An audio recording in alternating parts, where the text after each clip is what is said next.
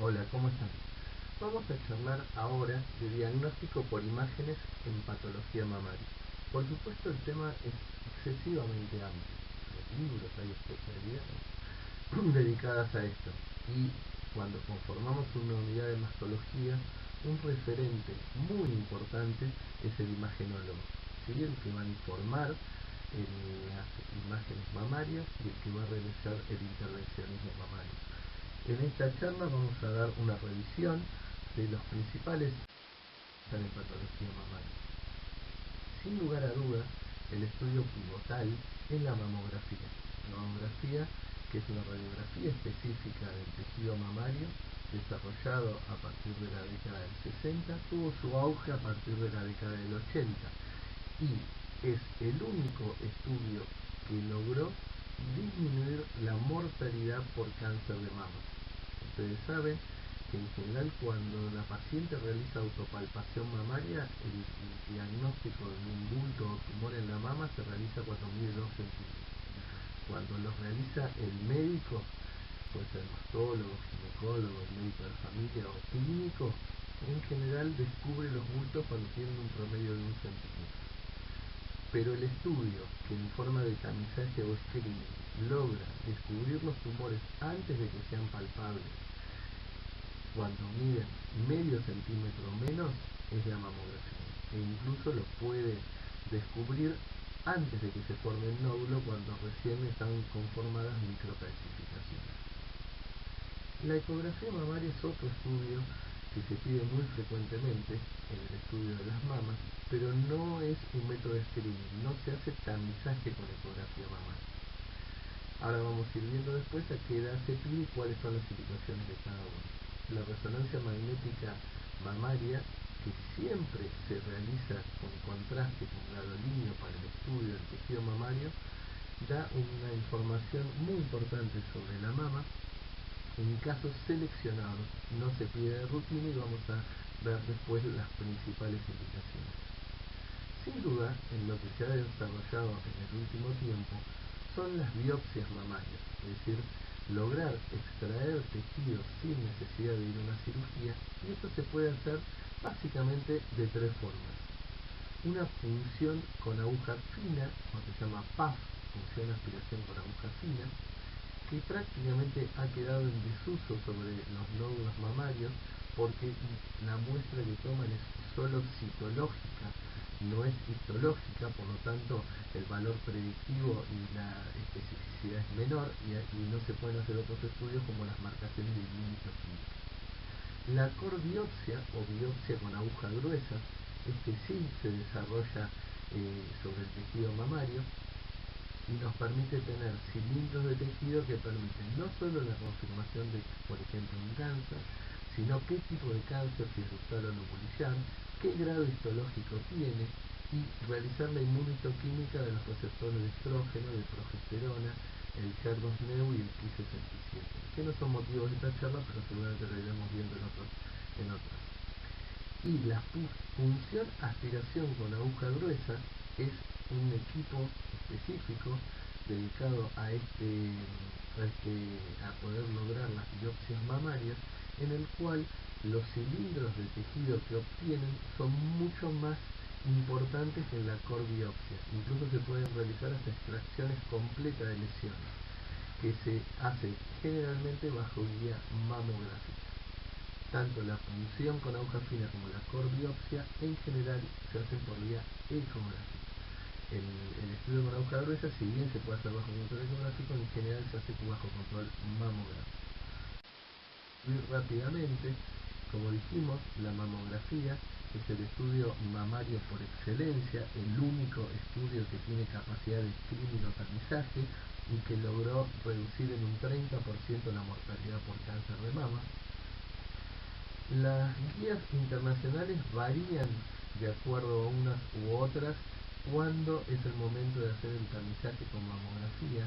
En general, nosotros seguimos las recomendaciones de la Sociedad Argentina de Mastología, que a su vez tiene como referencia la misma sociedad que está en Estados Unidos, que indica mamografía una a los 35 años de base y a partir de los 40 años mamografías anuales.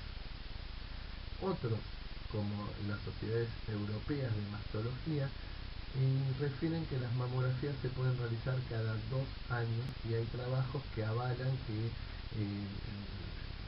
la capacidad de diagnosticar precozmente tumores no se vería alterada. ¿Hasta cuándo se debe realizar mamografías?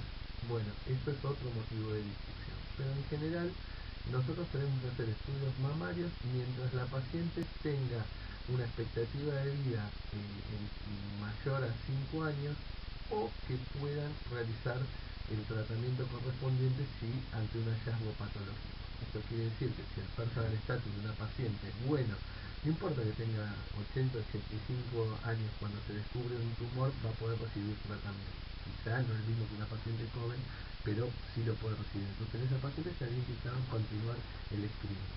Los screening poblacionales en general hablan de hacer mamografía hasta los 75 años, pero recuerden que el cáncer de mama es una enfermedad que aumenta con la edad, es decir, la mayor frecuencia se da a partir de la quinta década de la vida y va incrementándose, siendo el riesgo de sufrir un cáncer de mama en una mujer de 1 en 8 en Argentina, es decir, que cada 8 mujeres, una va a desarrollar un cáncer de mama en el transcurso de su vida. Bueno, para la mamografía básicamente hay dos tipos de equipos de mamografía. El que está quedando cada vez más en desuso es el equipo analógico, ¿sí? Y obviamente el equipo digital, como el que tenemos acá en la imagen, es el que prácticamente se está desarrollando en todo el mundo, aunque acá en Argentina los equipos analógicos. Se realiza técnicamente una compresión mamaria, que a veces es uno de los motivos de queja de las mujeres. En una primera compresión, como vemos, se hace en el esquema cráneo caudal y después se hace una proyección lateral oblicuada que se llama medio oblicuo lateral. Y después se puede completar con algunas incidencias especiales como el perfil screening. Pero el par mamográfico de screening habitual es cráneo caudal lateral. Y acá observamos la anatomía normal de la mama. Observamos que cuanto más gris se ve, más translúcido, eso es tejido adiposo. Observamos en el medio de la imagen la glándula mamaria, que obviamente mayor cantidad de tejido glandular cuanto más joven sea la paciente. Y hay mucha variación individual. Podemos observar toda la línea cutánea, la línea de la piel y la zona del pezón. Se observa el músculo pectoral. Cuando observamos el músculo pectoral mayor, sabemos que estamos ante una incidencia medio oblicuo lateral. Y pueden aparecer normalmente ganglios en la región axilar, que esto no tiene un significado patológico. De hecho, la mamografía es muy mal estudio para la evaluación de los ganglios. A veces parecen ganglios muy grandes, importantes, y son ganglios absolutamente fisiológicos, y a veces no se ven adenopatías y tiene una axila claramente patológica. Entonces, la mamografía es un estudio para la glándula mamaria, pero no para la axila, a diferencia de la ecografía, como vamos a observar. Acá tenemos las dos incidencias clásicas, la medio oblicuo lateral a su izquierda y la cráneo caudal. El informe lo va a hacer el imagenólogo, pero también nosotros como médicos, mastólogos, ginecólogos, clínicos o generalistas también tenemos que observar las imágenes. Nunca leer solo el informe sin ver las imágenes.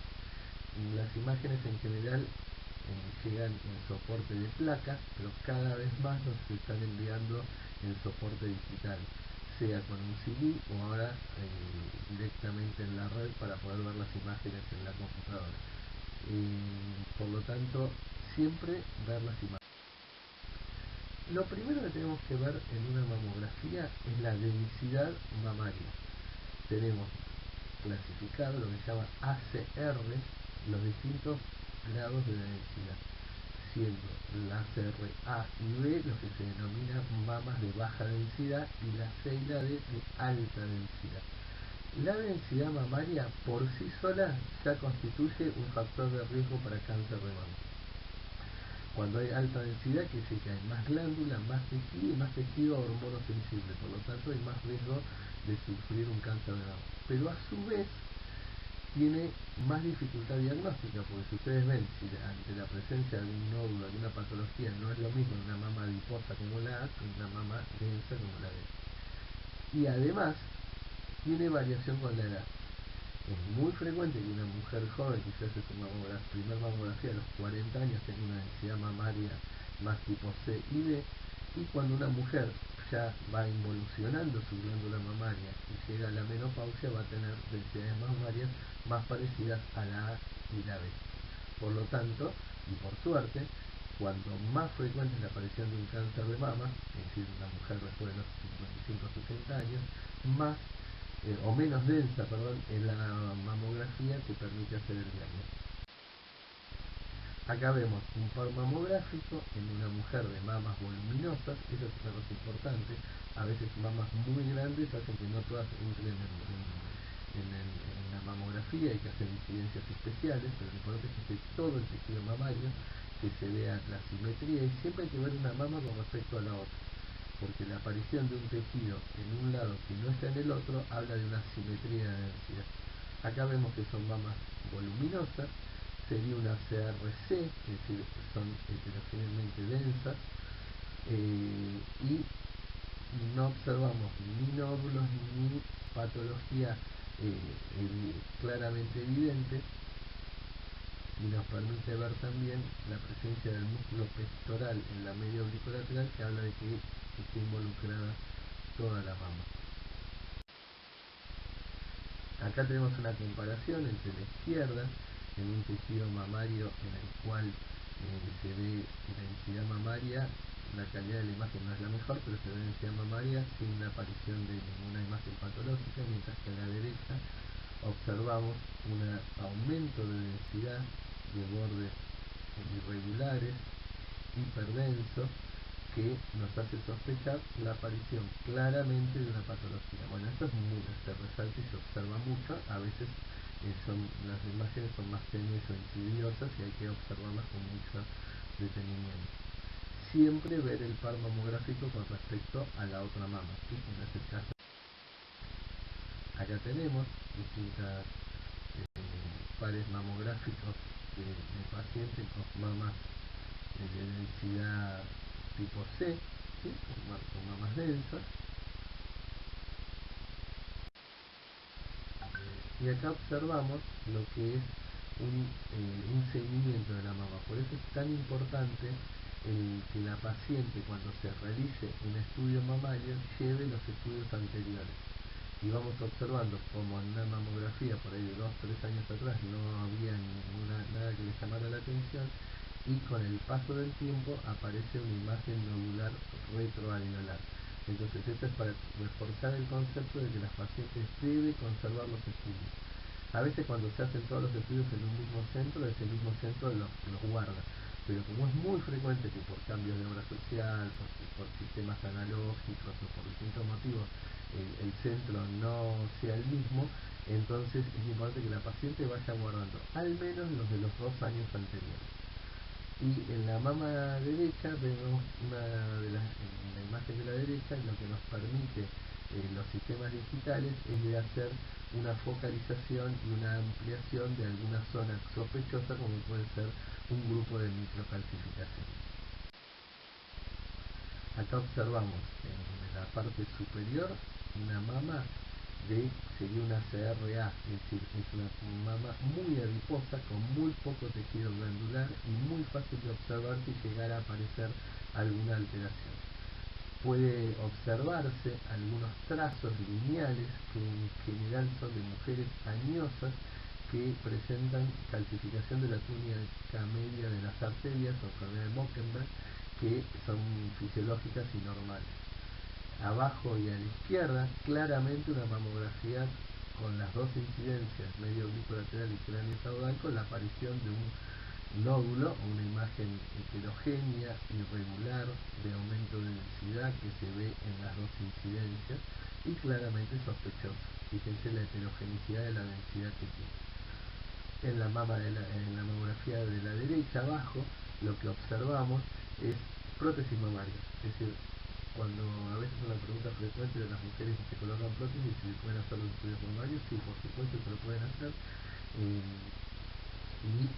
lo que a veces tiene la prótesis es que oculta parte del tejido mamario en la mamografía, por eso se usa una técnica especial, se le llama técnica de Eklund, por el doctor Eklund que la describió, en el cual no es esta incidencia, sino que en otras incidencias especiales se lleva la prótesis hacia atrás y se mamografía el tejido mamario remanente en las dos incidencias.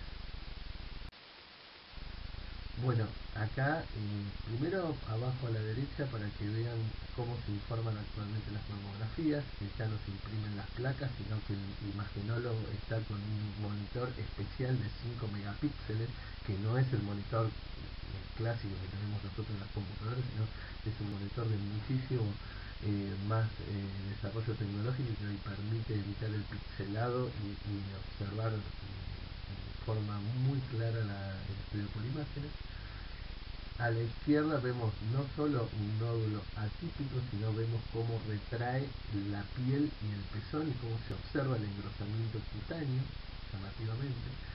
Y arriba a la derecha, fíjense cómo tenemos un nódulo que en la mamografía común se ve pequeño y cómo permite la tecnología hacer una ampliación de la zona y vemos un nódulo claramente especulado con todos esos trazos en forma de cometa, ¿sí? que son característicamente atípicos. Esto no se los voy a describir, lo tienen para verlo y seguramente lo han visto también en materias como diagnóstico por imágenes, pero es cómo se informa un estudio mamográfico. Hasta la década entrada a la década del 90, quedaba a la interpretación de cada imagenólogo cómo categorizar una lesión, sospechosa, no sospechosa.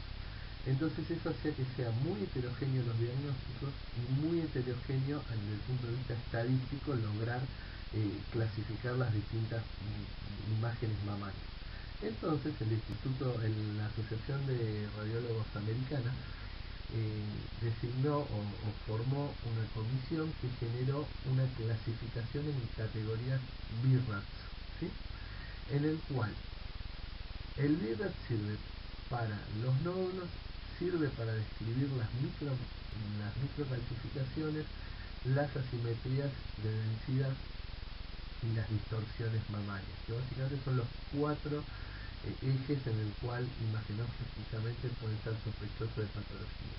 Y en base a las distintas características que tienen estos hallazgos, clasificarlo en 7 grupos, ¿sí? Desde el BIRAT 0 al BIRAT 6. El BIRAT 1 y el BIRAT 2 son mamas normales, sin ningún hallazgo en el 1 y con algún hallazgo benigno, como puede ser un quiste simple o una imagen nodular pequeña, en el cual el control va a ser el habitual, que generalmente es anual.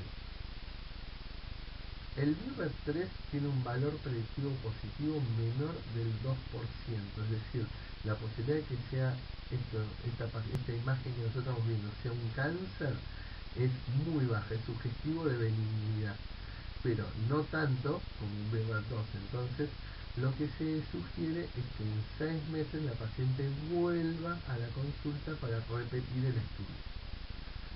Cuando se categoriza una lesión, como puede ser una lesión nodular microlobulada, una lesión heterogénea, de bordes mal definidos, de densidad aumentada, lo podemos categorizar como un BIRAT 4.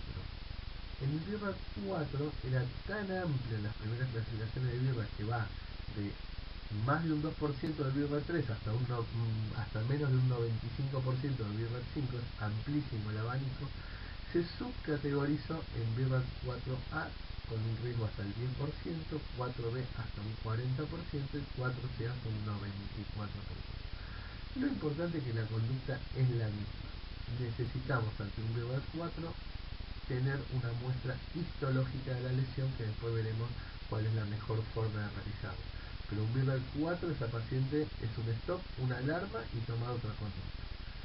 El BIRAT 5 es cuando es de muy alta sospecha, como una imagen heterogénea, como la que vimos en la foto anterior, con estípulas, o con tracción de la piel y del pezón, en el cual prácticamente la imagen de por sí sola habla de que es un cáncer y hay que confirmarlo histológicamente. El BRAF 6 es cuando la paciente ya tiene confirmación histológica de que tiene un cáncer, entonces lo que se realiza es un estudio posterior a esa confirmación histológica. El ejemplo más típico para entenderlo es las pacientes que se hacen neoadyuvancia, quimioterapia previa a la cirugía. La paciente se ve el nódulo, se lo diagnostica histológicamente, empieza su quimioterapia y se hacen estudios de imágenes posteriores para ver la reducción del tumor. Entonces esa paciente ya se sabe que tiene un cáncer, entonces se categoriza como BRAF 6. Y el BRAF 0, que a veces hay un poco de abuso en el diagnóstico del BRAF 0, es cuando significa que el estudio es insuficiente, es decir, hay una imagen en la mamografía que no termina de definir qué puede ser, entonces se sugiere un nuevo estudio, que clásicamente, por ejemplo, es completar una ecografía. Entonces es BRAF 0 hasta que se complete con el otro estudio y ahí se la pueda categorizar. Lo que no puede quedar es una paciente con un BRAF 0 en forma permanente, es decir, tiene que haber otro estudio que luego un estudio nuevo que les voy a decir dos palabras, se llama tomosíntesis, que no deja de ser una mamografía pero tridimensional. Es decir, en vez de ser el equipo del mamógrafo que permanece estático, lo que hace es movilizarse en un radio, como vemos abajo, ¿sí? Que se moviliza, entonces le toma las imágenes de la mama en distintas proyecciones.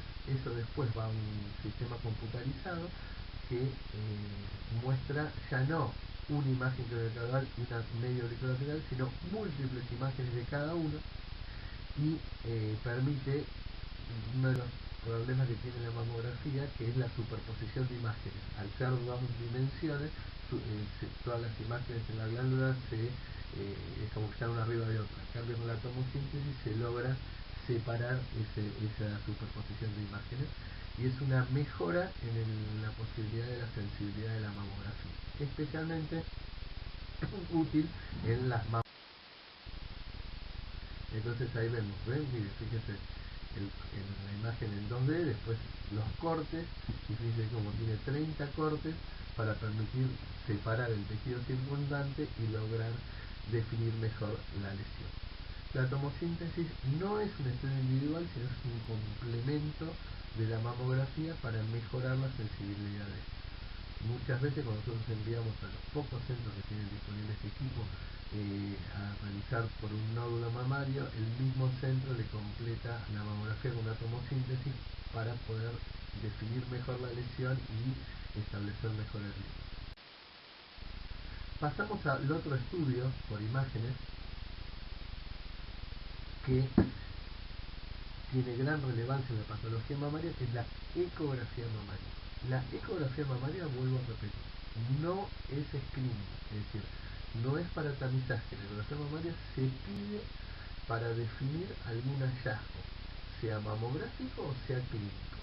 Por ejemplo, si nosotros tenemos una paciente de menos de 35 años, con mamas fibroglandulares típicas de esa edad, que nosotros le palpamos un aumento de consistencia o la paciente consulta por una mastalgia no típica, no cíclica característica, sino porque le llama la atención el dolor de la mama, y nosotros podemos tener algún hallazgo clínico o no, el estudio de esas pacientes jóvenes con un tejido glandular denso, lo ideal es una ecografía.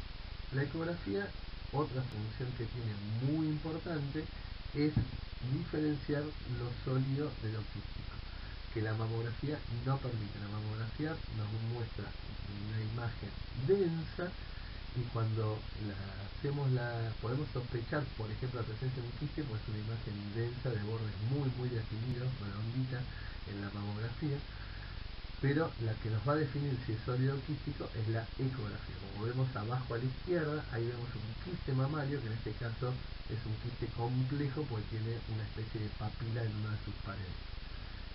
Y también nos permite, como vemos a la derecha, ante una imagen heterogénea en la mamografía, el completar con el estudio ecográfico permite definir bien las características de la imagen, los bordes y acá tenemos arriba un ejemplo típico de un nódulo ecográfico benigno. Fíjense que es relativamente homogéneo, que tiene algunos más ecos en su exterior. Los bordes están bien delimitados, podemos seguir todo el borde.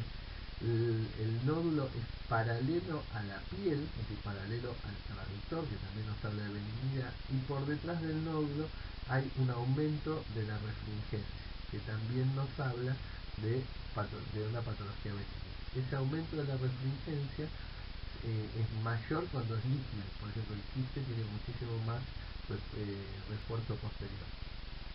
En cambio, el nódulo de abajo, fíjense que tiene los bordes totalmente irregulares, espiculados, por dentro es heterogéneo y tiene lo que se denomina sombra acústica posterior. Es decir, como es un nódulo muy fibroso, que a la palpación seguramente es un nódulo pétreo poco móvil, eso hace que el sonido acústico de la ecografía no pase a través del nódulo, por lo tanto se produce una sombra posterior. Esa sombra posterior es sospecha de malignidad.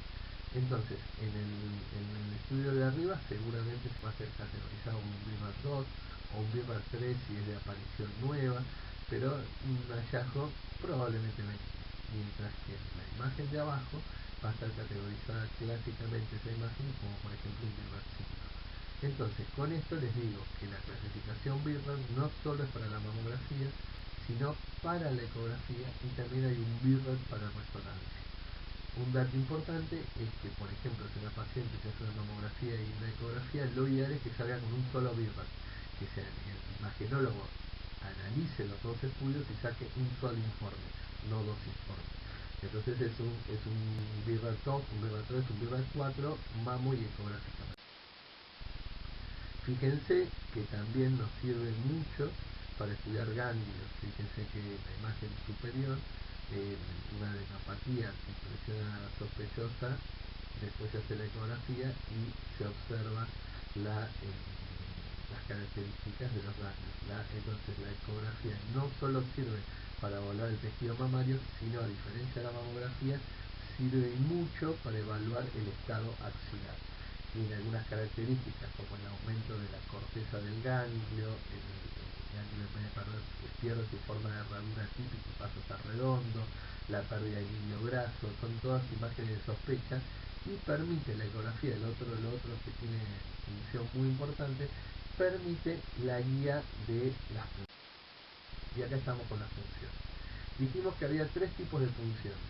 La función con aguja fina, que ha quedado prácticamente en desuso porque permite solo estudios citológicos, pero que todavía conserva su valor en las funciones de los ganglios axilares, que muchas veces se hace por citología.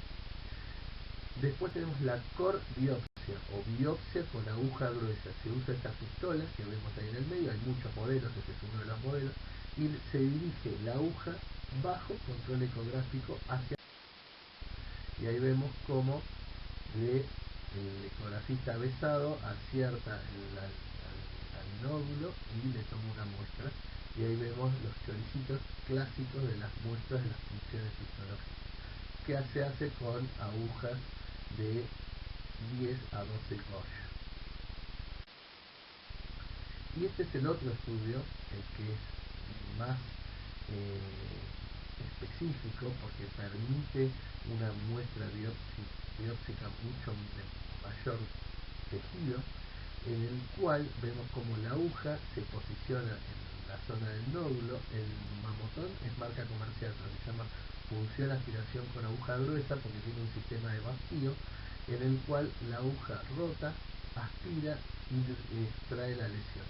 Si la lesión es muy pequeña, como pueden ser microcalcificaciones o un nódulo pequeño, siempre se deja un clip metálico de referencia, porque si no, esto es diagnóstico, no es tratamiento. Si viene una patología, como puede ser una patología, un cáncer de mama, después muchas veces remueve toda la lesión y cuando los pastólogos vamos a operar no la encontraríamos. Entonces siempre se deja un clip metálico de referencia si esa paciente va a ir a una cirugía. Y si no, el clip metálico, si viene benigno, nos sirven los estudios posteriores para saber dónde estaba la lesión previa. El mamotón o el Suros, que es la otra marca comercial, se realiza en general bajo control de guía mamográfica, aunque también se puede realizar bajo.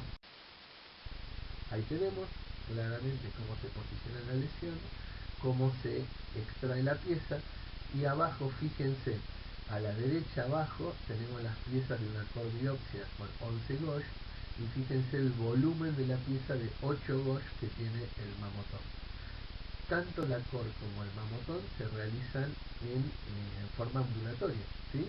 Con una pequeña anestesia local en el mamotón y una incisión en piel muy pequeña para permitir el acceso de la aguja, y la paciente después se le coloca hielo y un analgésico y anda muy bien. Y el único requisito previo para realizarla es la realización de un coagulograma, básicamente, nada más.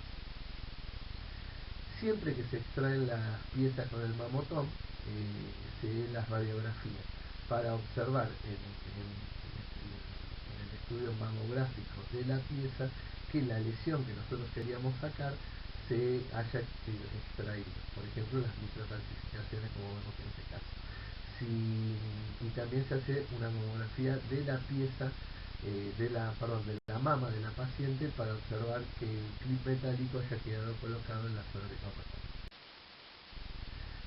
Bueno, ya para ir terminando, 2 palabras con respecto a la resonancia magnética. Ahí vemos arriba de la izquierda la posición que tiene la paciente. No cualquier resonador puede hacer resonancia magnética, tiene que ser de 1,5 Tesla en adelante. La mayoría de los resonadores de la actualidad es así. Pero otra cosa muy importante es que tienen que tener el colimador, es decir, esa que está ubicado por debajo de la paciente, específico para la resonancia magnética mamaria, en el cual las mamas quedan literalmente colgando por 2 orificios que tiene este sistema, que permite que los rayos magnéticos accedan perfectamente a las mamas. Por eso en el informe en la resonancia, las mamas se ven como colgando, como vemos ahí arriba a la derecha. Aunque clásicamente la típica imagen, la típica forma que nosotros vemos los informes de resonancia es como se ve abajo a la izquierda, con, digamos, el pezón apuntando hacia arriba y la mama derecha a la izquierda, la mama derecha en el cual nos permite ubicarnos como si estuviéramos viendo la paciente desde los pies hacia la región de las mamas. Bueno, ahí claramente vemos una mama y la otra abajo a la izquierda, en el cual observamos tumor en las 2 mamas. En la mama izquierda, ubicado más hacia la región central de la mama, un tumor de características irregulares, denso por resonancia, y en la mama izquierda un tumor más cercano al pezón, más pequeño, de bordes más regulares, que hay que ver si se interpreta como una lesión benigna o maligna. El estudio de la resonancia tiene 2 características muy importantes. Por un lado, tiene un estudio de la imagen propiamente dicha y la descripción morfológica. Pero por otro lado, tiene el informe dinámico de cómo se comporta el tumor con el paso del contraste, que es el gadolínio. Por eso, en la resonancia magnética de mama siempre se hace con gadolínio. Y ahí se ve el grado de difusión del contraste a través del tumor. Eso marca unas curvas que, bueno, no viene acá a explicar, pues técnicamente es muy específico, pero esas curvas de densidad del paso del contraste nos marca riesgo de, de que la lesión sea maligna o benigna. Y la única indicación que existe para hacer una resonancia sin contraste es el control de prótesis mamaria, como tenemos abajo a la derecha, en el cual vemos 2 prótesis mamarias en una mama grande, que vemos ahí unos signos del pliegue o signos de la língula, se llama, que pueden hacer sospechar una rotura intracapsular. Esa resonancia es sin contraste porque solo quería el control de las prótesis. Es decir, ¿cuándo pedimos resonancia magnética? En todas las pacientes no. Pueden ser en pacientes que tienen, por ejemplo, una mutación BRCA, que necesitan un seguimiento, que son pacientes de muy alto riesgo y son jóvenes, y tanto la mamografía como la ecografía no tienen un valor predictivo negativo que nos deje tranquilos. Entonces esa paciente puede encontrarse por resonancia. O, por ejemplo, cuando sospechamos que hay más de un tumor en la mama, o que el cáncer de mama es bilateral, o que tenemos un tumor que no podemos definir el tamaño por mamografía y resonancia. La resonancia es muy buena para estudiar nódulos, no así para estudiar microcalcificaciones. Las microcalcificaciones no sirven la resonancia para evaluarla, pero por ejemplo, si tenemos dos nódulos en la mama y sospechamos que hay más y pensamos que hay una multicentricidad, en la resonancia es un muy buen estudio. Y la otra indicación que sirve mucho la resonancia es pacientes ya operadas de cáncer de mama, que muchas veces en la mamografía y en la eco aparecen zonas anfractuosas, irregulares, densas, en el cual no sabemos si es una recaída de la enfermedad o si es cicatriz, ese proceso cicatrizal. La resonancia con ese estudio dinámico que charlábamos prácticamente define la situación para evitar recirugías o nuevas punciones. Muchas gracias y espero que esto sea complementario de las otras charlas de mama. Era una visión sobre lo que es los estudios por imágenes mamarias. Hasta luego.